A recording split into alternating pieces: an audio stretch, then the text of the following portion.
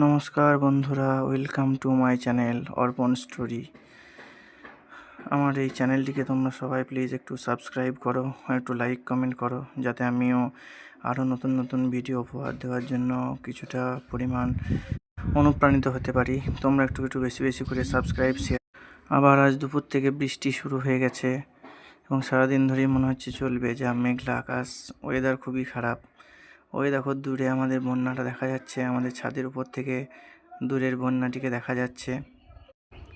এখন কিছুটা হলেও বন্যা কমে গেছে, রাস্তাটা বেরিয়ে গেছে, যাওয়া আসা করা যাচ্ছে, কিন্তু চাষের জমিগুলো এখনও ডুবে রয়েছে। বৃষ্টিটা হচ্ছে যার ফলে প্রকৃতি এক অপরূপ সৌন্দর্যে যেন সেজে উঠেছে।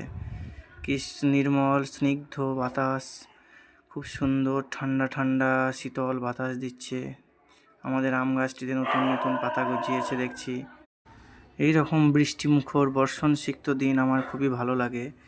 এই দিনে খিচুড়ি, তার সাথে বেগুন ভাজা, এই আর পাঁপড় ভাজা, এই সমস্ত পেলে খুবই ভালো হয়।